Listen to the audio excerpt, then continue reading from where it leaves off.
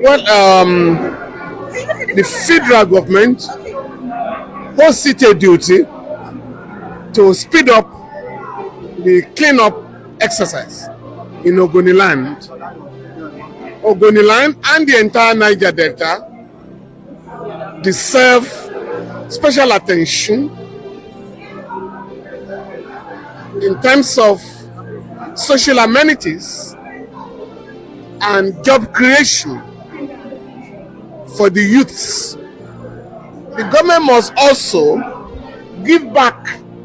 The government must give back to the Niger Delta from the enormous wealth of the area. It is very, very important that the 13% derivation, part of it should go to the oil and gas producing communities, because the 9 oil producing states in Nigeria receive special allocation in Abuja every month, and so they must give back to the society, to the communities that produce the oil and gas in our country. Okay, similar to that is the PIA that has been given, just 3%. No, the 3% is not sufficient. It's also, even at 10%, what would you say? Is it sufficient? No, my position is that for now, the 3% should be increased to 5%. But what is important is that part of the, not less than 5% of the 13% derivation for oil producing communities should go to the oil producing state should go to the communities that produce oil and gas in our country. So by reason of what you said in-house there, in line with just a follow-up to the very outline that you just made, it appears as though that what the oil producing communities are receiving appears at least at the local government level.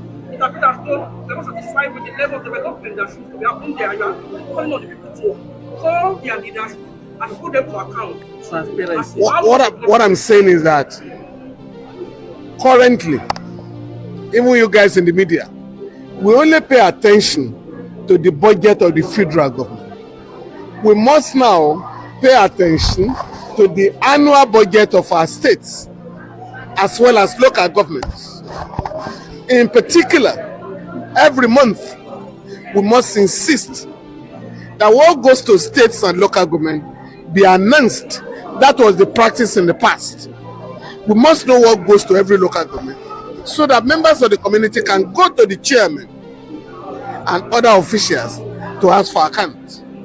But if you don't know what comes to your local government, there's no way you are likely to know what you are entitled to. For instance, to the best, in some months, there's no local government in the River State that ought to have received less than 500 million naira. Apart from payment of salaries of council workers, it's difficult to point to any development going on. So my position, and you guys in the media must help, every month, once the announcement is made in Abuja, we must know what goes to our state government. We must also know what goes to our local government. It's only with that knowledge that we can ask them to be accountable. Okay, they are talking about oil resumption in Ogoni. Oil resumption in Ogoni. Now, the oil companies, the international companies are divesting, going to the sea because they don't want to pay damages. Now they are saying oil should resume in Ogoni.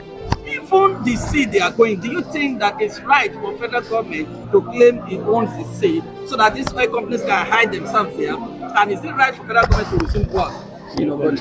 I've said that the federal government will have to speed up the cleanup exercise. It's for the Ogoni people to decide when the government should come back. But the government must speed up the cleanup exercise. And that's the only way to encourage the people that the government is considering their own interest as opposed to the interest of oil companies. So finally, the pardon given to the 9 and 13, is it enough? Is it a bet? It's not a bit. We have been demanding for justice in respect of the Ogoni 13. And what the government has done is to grant pardon to the convicted Ogoni 9. And as I did explain, exoneration is also included. Because if you believe that somebody committed no offense, the law also requires the president to pardon or the governor of a state. And that is what has happened in the case of Ken and the 8 Mosop leaders. With respect to the 13, we did make the point at Oputa, and the government has now accepted that instead of Ogoni 9, we should be talking of Ogoni 13, because the government of Nigeria, the military junta of Abacha, Sani Abacha, killed the 4 and killed the 9. Because as you're all aware, Ogoni land at that stage was militarized. So there was no way anybody could have been killed without the connivance of the task force headed by Paulo Kuchimo. So when you say the government of Nigeria, specifically, what are they giving back to Nigeria? What should I have said, you know, on that section 162 of the Constitution, there is 13% derivation given to states where mineral resources are produced. And I'm saying, if 13% derivation comes to River State, it's because of the oil community.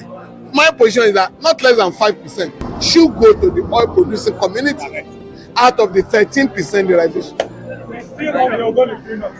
We are talking about the Ogonis cleanup. There are allegations of missing funds, like the $30 million that is missing. That was paid to River State government from How can NNPC. cleanup be done when this kind of situation This money has.